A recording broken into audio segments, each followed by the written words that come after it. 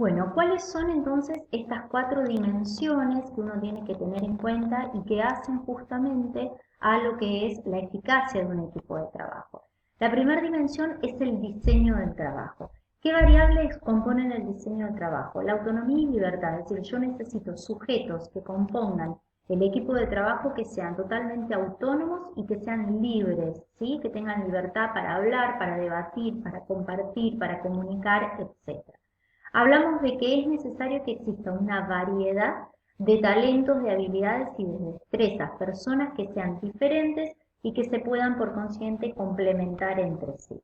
Hablamos de una identidad de la tarea, es decir, es necesario que un equipo de trabajo para que sea eficaz tenga fuertemente identificado e interiorizado o internalizado la tarea, la razón de ser, el por qué existe ese equipo de trabajo y cuál es su función básica. Y que esa tarea que está fuertemente, con la cual está fuertemente identificada cada uno de los integrantes del equipo de trabajo, termine generando un impacto significativo en el resto de la organización. La segunda arista o el segundo nivel es la composición, es decir, aquellas variables que hacen a cómo debe estar compuesto un equipo de trabajo.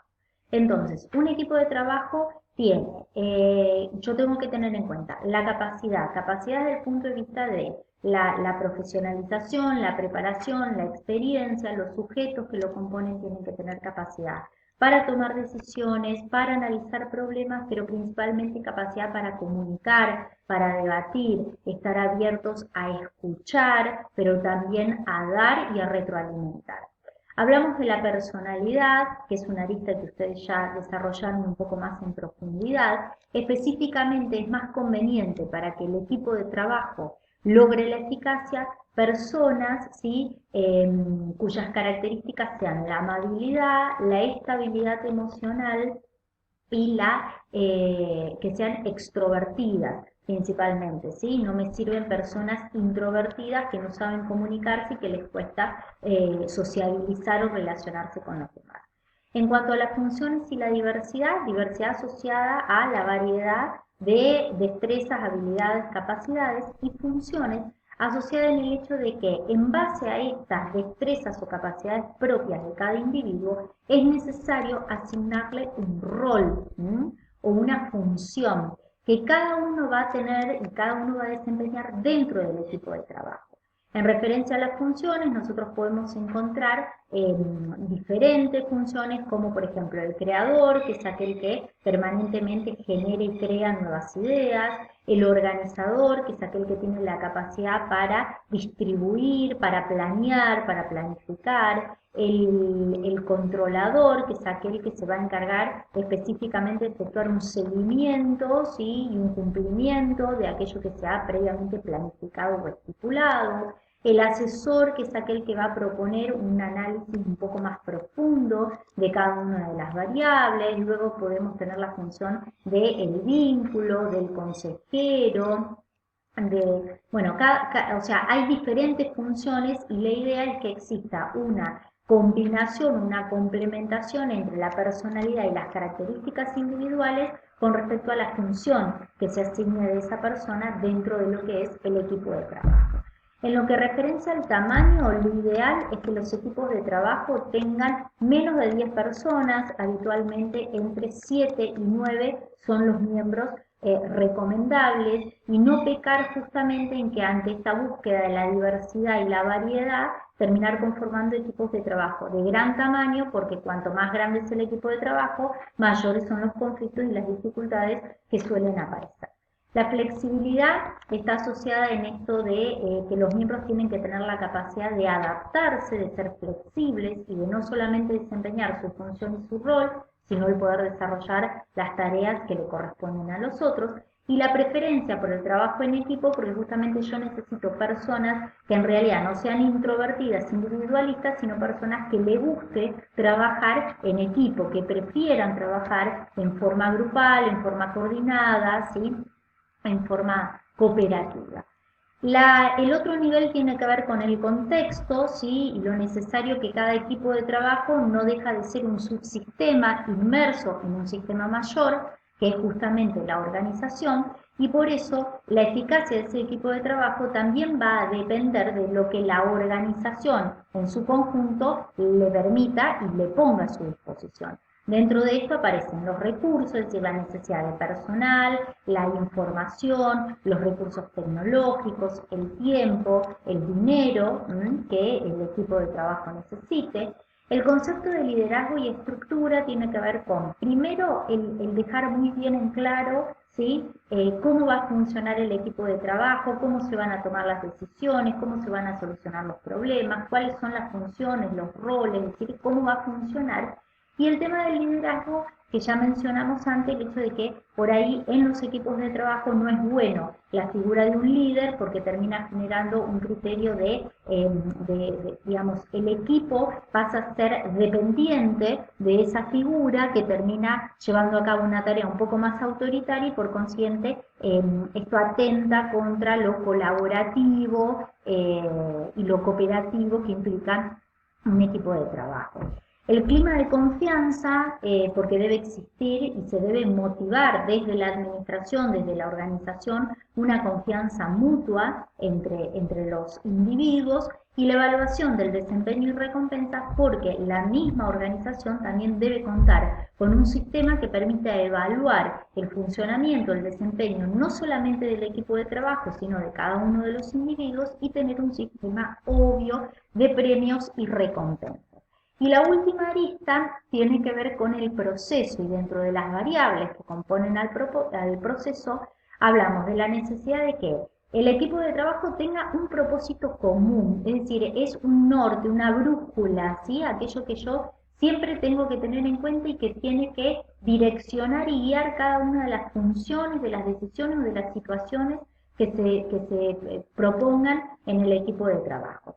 Ese propósito, esa visión, así como más macro, que tiene que tener el equipo de trabajo, debe, por otra parte, estar expresada a través de objetivos específicos, medibles, cuantificables, ¿sí? Claramente identificables. La eficacia del grupo, eficacia que tiene que ver un poco con la motivación, con el hecho de compartir, de la confianza y eficacia que se alcanza no solamente por los resultados del equipo, sino también por la satisfacción individual, como ya lo dijimos antes. La presencia del conflicto, es decir, ¿por qué? Porque el conflicto habitualmente está presente en los equipos de trabajo. Si hablamos de variedad, de diversidad, el conflicto existe.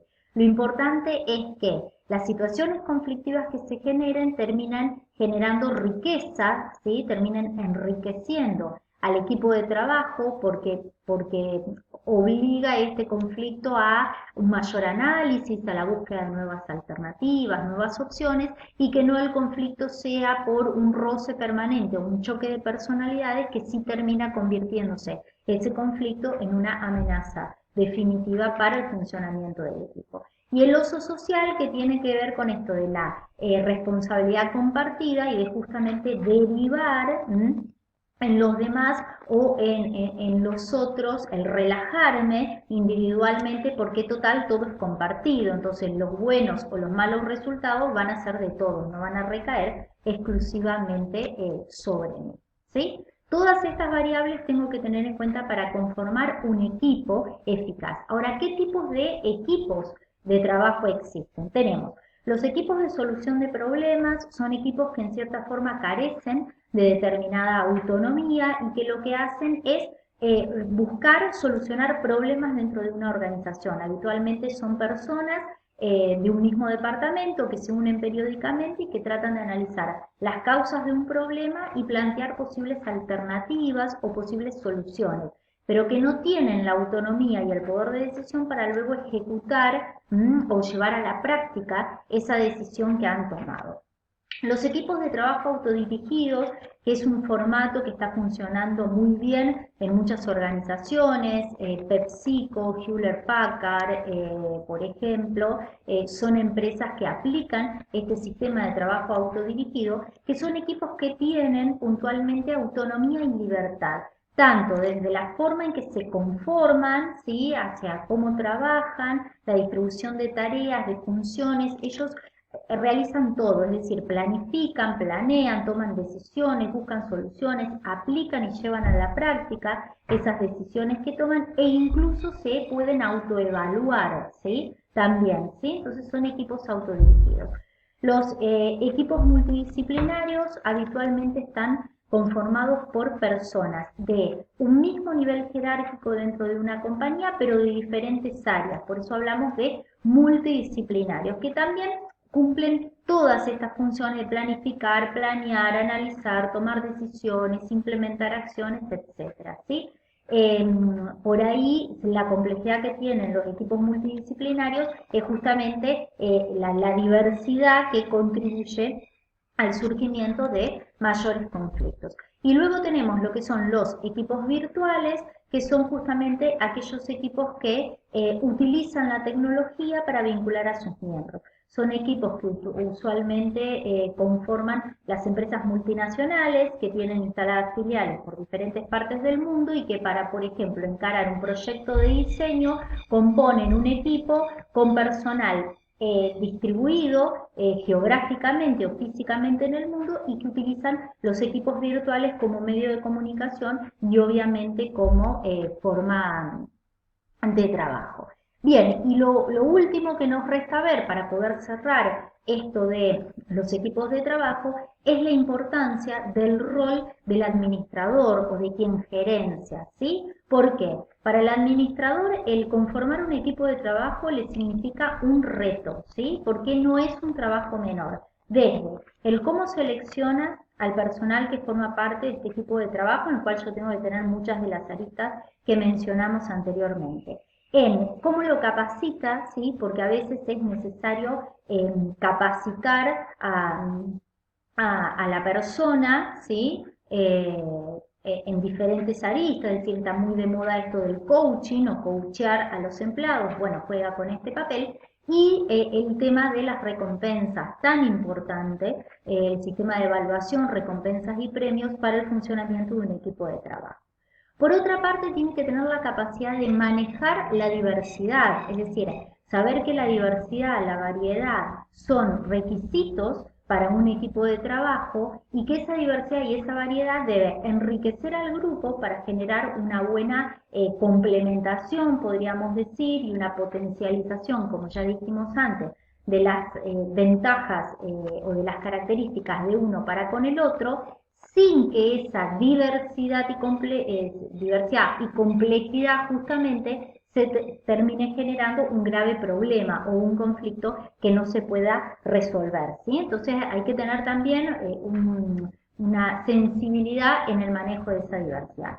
Y la otra función importante del administrador es el de revigorizar a los equipos maduros, es decir, los equipos de trabajo no son eternos, dijimos que la adaptabilidad y la flexibilidad es una de sus principales características. Entonces, cuando un equipo de trabajo ya lleva un tiempo significativo, ¿sí? Bajo ese mismo formato, suele caer en esto de la ineficacia, podemos decir, ¿sí? Entonces, la madurez propia y el declive de los resultados de este tipo de trabajo. Entonces, para ello se necesita del rol del administrador, que debe preparar a quienes conforman el equipo de trabajo para ser conscientes de que esta madurez en algún momento va a llegar y de cómo reaccionar y cómo responder ante esta madurez, capacitarlos en forma constante y permanente en cuanto a resolución de conflictos, formas de negociación, búsqueda de alternativas, procesos comunicativos y demás,